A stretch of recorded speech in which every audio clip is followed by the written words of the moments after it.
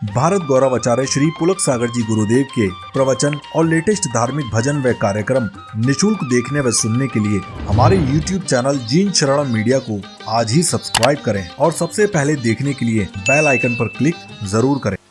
एक व्यक्ति कल मेरे पास आया, बोले महाराज आपके जैसा दिमाग यदि मुझे मिल जाता, ये नांदगांव का बोल रहा था, आपके जैसा दिमाग मुझे मिल जाता तो मैं बेहतर इंसान बन जाता। मैंने कहा बेटा तू बेहतर इंसान बन, मेरे से भी अच्छा दिमाग तुझे प्राप्त होगा। ध्यान रखिए, किसी का दिमाग लेने से कोई बेहतर इंसान नहीं होता, जबकि इंसान यदि बेहतर बनने की कोशिश करता है ना तो पुलक सागर से भी अच्छा दिमाग तुझको प्राप्त हो जाएगा। मान्य बात, सोचना है। दिमाग देना मेरे हाथ में नहीं है, लेकिन नांदगांव वालों तुम्हें बेहतर इंसान बनाना ये मेरे हाथ में हुआ करता है। ध्यान रखना, मैं अपना दिमाग तो तुमको दे नहीं सकता हूं। आपसे इतना ही कहूंगा, समय हो गया है। ये बड़ा लंबा प्रवचन था, मैंने समेट लिया है, लेकिन इतना जरूर कहूंगा कि यदि तुम अपने घर में अपने माता पिता के चरण छूते हो ना, तो इससे तुम माता पिता का सम्मान नहीं बढ़ाते हो, बल्कि तुम अपने आप का सम्मान बढ़ाते हो। ध्यान रखना, बड़े बुजुर्गों के पैर छूने से हमारा कद बड़ा हो जाया करता है। बड़े बुजुर्गों की इज्जत करने से आप ही मत सोचना कि हमने बुजुर्गों की इज्जत की है। जो आदमी बड़े बुजुर्गों की इज्जत करता है, अपने से बड़ों का सम्मान करता है, वो सामने वाले का नहीं अपनी आत्मा का सम्मान किया करता है। ध्यान रखना, मान्यवर। एक अदालत में किसी का केस आया, कहा गीता पे हाथ रखो सच बोलो। उसने कहा मैं गीता पे हाथ रख के तो सच नहीं बोल पाऊंगा, अदालत से गुजारिश करूंगा कि इस कटघरे में यदि मेरी मां को लाके खड़ा किया जाता है, यदि मैंने उसकी कसम खा ली तो मैं जिंदगी में झूठ नहीं बोल पाऊंगा। ध्यान, और भरी अदालत में उसने अपनी मां के चरण छुए। मजिस्ट्रेट ने कहा कि बेटा तूने मां के चरण छू के मां का सम्मान नहीं बढ़ाया, अपने आप की नजरों में खुद का सम्मान बढ़ा दिया है। ध्यान रखना, अपने से बड़ों का सम्मान करना। मान्यवर, पायल कितनी भी सोने की हो, पायल पाजेब कितनी भी छन छन बाजती हो, ध्यान रखना कितनी भी सुंदर लगती हो, लेकिन पायल कितनी भी बड़ी हो जाए, लाखों रुपए की सोने की पाजेब जब भी आएगी पैरों में पहनी जाती है, क्योंकि वो बड़ी होती है, महंगी होती है। लेकिन एक छोटी सी बिंदी माथे पे जाके बैठ जाती है, भले उसकी कीमत कुछ ना हो, भले 1 रुपए का पत्ता आता हो बिंदी का, 2 रुपए का, लेकिन जब वो बिंदी अपने को छोटा बना लेती है तो कोई भी महिला बिंदी को पैर में नहीं, उसे माथे पर बिठा के रखा करती है। घर परिवार में यदि छोटे बन जाओगे, तुम दुनिया में सबसे ऊंचे हो जाओगे। मान्यवर, एक बात कभी याद करना, मंदिरों में जाके देखना, एक होता है घंटा और एक होती है घंटी। ध्यान रखना, घंटा कहाँ लटकता है? दरवाजे पर, मंदिर के द्वार पर। घंटी कहाँ जाती है? ठाकुर जी की पूजा में टन टन टन टन बजती रहती है। घंटी पास में है, घंटा दूर है। एक दिन घंटा ने पूछा भगवान से, मैं बाहर क्यों लटका रहता हूं और ये छोटी सी घंटी क्यों तुम्हारे पास में आ जाया करती है? भगवान ने कहा तू अकड़ में बड़ा बना है इसलिए उल्टा लटका है, और ये छोटी होकर आई है इसलिए मेरे पास रहा करती है। ध्यान रखना, जितने छोटे बनोगे ना उतना आनंद आएगा। तुम्हारे हाथ में 10-10 उंगलियां हैं, ध्यान रखना। अंगूठे ने कहा मैं सबसे बड़ा हूं दुनिया में, मेरे बिना कोई जी नहीं सकता है, मैं यदि कहीं पर लग जाऊं तो दूसरे का मकान मेरा मकान हो जाया करता है। अंगूठे में बड़ी ताकत हुआ करती है। अंगूठे ने कहा यदि मैं नहीं होऊंगा तो तुम 4 की कोई कीमत नहीं होती है। बाजू वाली उंगली ने कहा अंगूठे भाई ठीक है, कोई बात नहीं है, तू अंगूठा है लेकिन अंगूठी तो मुझ में आती है। ने? अंगूठी कहां पे नहीं जाती है? और ये कौन है? अंगूठा। और अंगूठी कहाँ जाएगी? इसके पास नहीं आएगी, मेरे पास आएगी। मेरे से संभल के रहना, अंगूठे ने कहा। ये बाजू वाली उंगली ने कहा तर्जनी से, मैं उठ जाऊं तो अच्छों का काम तमाम कर दिया करती हूँ। मैं क्रोध की हूँ, मैं शिकायत की हूँ, मैं बुराइयां करती हूँ, मेरे से बच के रहना।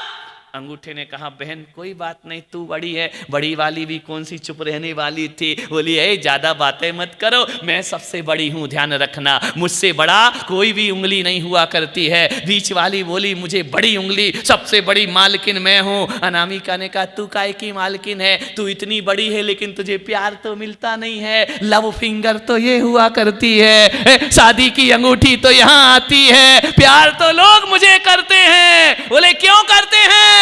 बोले क्योंकि मैं प्यार से लोगों के माथे पर बिंदी लगाती, इसलिए मुझे प्यार प्राप्त होता। ये हार्ट फिंगर है, इसकी नसें दिल से जुड़ी हुआ करती हैं, ध्यान रखना। ये पवित्र उंगली है, इसे अनामिका कहा जाता है। छोटी वाली ने कहा चलो सबने बड़ी बड़ी बातें कर ली, कौन से तुम महान हो गए, मेरा नंबर आया है, मैं सबसे महान हूं। बोले क्यों महान है? बोले इसलिए महान हूं कि जब भी कोई मंदिर जाता है, भगवान के पास जाता है, और जब कोई किसी को प्रणाम करता है तो प्रणाम करने में सबसे आगे मैं खड़ी रहती हूं। मेरे कारण तुझे भगवान का आशीर्वाद प्राप्त होता, मेरे कारण गुरु नमोस्तु करोगे, हाथ जोड़ोगे तो आगे कौन खड़ी है? ध्यान रखना, जो सबसे छोटी है वो विनम्रता में आगे खड़ी है। यदि ये उंगली ना हो तो भगवान का आशीर्वाद भी तुमको प्राप्त नहीं होगा, ध्यान रखिए। तो जो सबसे छोटी है वो सबसे ज्यादा सौभाग्यशाली हुआ करती है। और आपसे मैं निवेदन कर रहा हूं, जिठानी बनकर मत रहो, सास बनकर मत रहो, छोटे बनकर रहो, घर में स्वर्ग उतरने में ज्यादा देर नहीं लगने वाली है। हर जगह छोटे बन जाओ, क्या फर्क पड़ता है? बड़े बड़ाई ना करें, बड़े ना बोले बोल, बड़े बड़ाई ना करें, बड़े ना बोले बोल, और हीरा मुख से ना कहे लाख हमारा मोल। ध्यान रखना, हीरे ने कब कहा है कि मेरी कीमत लाखों में हुआ करती है? वो बड़ा है ना, लेकिन मुंह से बड़ाई नहीं किया करता। अपनी प्रशंसा मत करो। हो सके तो इस जीवन में सारी दुनिया का प्यार पाना है ना, तो एक ही नियम ले लो, जीवन में शांति की स्थापना हो जाएगी। अपने घर के किसी भी सदस्य की बुराई करना बंद कर दो, उसकी प्रशंसा करना सीख जाओ, दिल से प्रशंसा करना सीख जाओ। फिर मैं कहता हूं फिर किसी सम्मेद शिखर में जाने की तुमको जरूरत नहीं है, कोई शांति धारा की जरूरत नहीं है। लेकिन दुख इस बात का है, घर के सदस्य ही घर की बुराई करते हैं। ध्यान रखना, दिल के छाले झुलसते हैं सीने के दाग से, वो घर को आग लगती है घर के चिराग से। अपने दोस्त जिसको तुम हार्टली फ्रेंड कहते हो, उसकी भी बुराई करने से नहीं चूकते हो। जिस घर में तुम रहते हो उन बच्चों की बुराई करने से नहीं चूकते हो। एक माँ हमेशा शिकायत करती है, बच्चा कहना नहीं मानता है, ये अच्छा नहीं है, ये जिद करता है। अरे कितनी शिकायत मेरे पास भी लाते, महाराज इसको सुधारो। अरे एक आध बार तो बोलो कि मेरा नाम करेगा रोशन जग में मेरा राज। 24 घंटे शिकायत, सास को बहू से शिकायत, बहू को बच्चों से शिकायत, उसे पति से शिकायत। इतना पूछ लो तुम्हारे पति कैसे हैं? ठीक है। अरे ठीक ढंग से तो बोल दे भाई, ठीक है, तेरा इशारा ही बता रहा कि गड़बड़ है। ध्यान रखना, प्रशंसा करने की आदत डालो। जितनी प्रशंसा करोगे जगत में, वो झूठी प्रशंसा नहीं, बनावटी नहीं, दिल से प्रशंसा करो। हर आदमी के भीतर कोई ना कोई गुण होता है। एक गुण तो सबके अंदर होता है, हजार अवगुण होंगे लेकिन एक गुण होता है। उस एक गुण की प्रशंसा करने की आदत डालो। हजार अवगुणों की बातें मत करो, निंदा मत करो, एक गुण की प्रशंसा करो।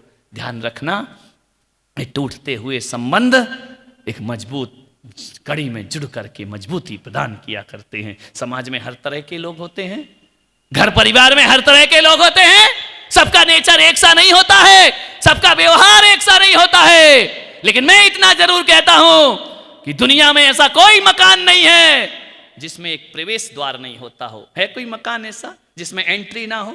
है? यदि कोई है तो वो कब्र ही होगी। ध्यान रखना, वो मकान नहीं हो सकता है। ध्यान रखना, हर मकान में एक एंट्री होती है और हर व्यक्ति में कोई ना कोई गुण हुआ करता है। ध्यान रखना, उस गुण की प्रशंसा करने की आदत डालो। सामने वाला तुम पर जान निछावर करने को तैयार हो जाएगा। जीवन को बदलना है। अरे बड़ी बड़ी बातों से जीवन में खुशियां नहीं मिलती हैं, छोटी छोटी बातों से जीवन में खुशियां मिला करती हैं। खुशियां बिखरी पड़ी हैं पूरी प्रकृति में। दुख इस बात का है कि तुम्हें दुख बटोरना आता है, लेकिन खुशियां बटोरना नहीं आया करता है। सकल पदार्थ या जग माही, कर्महीन नर पावत नाही। मान्यवर, खुशियां बटोरो। एक साथ बड़ी खुशी किसी को नहीं मिलती है। छोटी छोटी खुशियों को उठाते जाओ, एक दिन वो बड़ी खुशियों में परिवर्तित हो जाएगी। वॉशरूम में नल के नीचे रखी बाल्टी में एक एक बूंद पानी गिरता है, टप टप टप टप करके।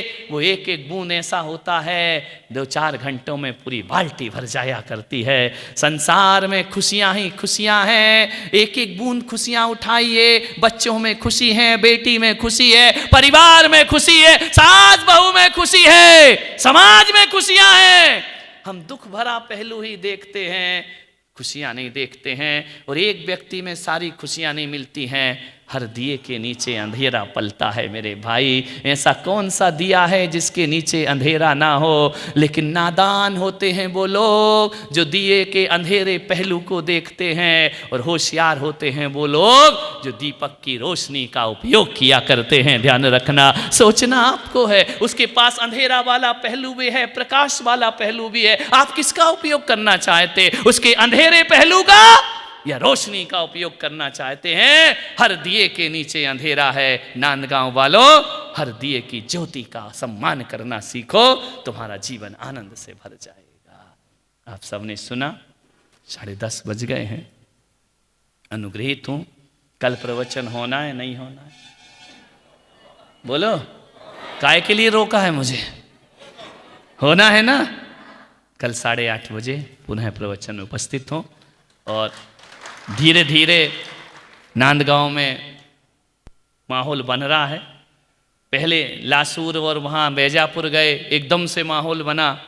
हमको समझ में आया कि नांदगांव वाले मध्य आंच का दूध पीना चाहते हैं। जितनी कम आंच पे तपेगा दूध, उतनी मोटी मलाई आएगी। ध्यान रखना, तेज करो तो जल्दी जल जाता है दूध, ध्यान रखना।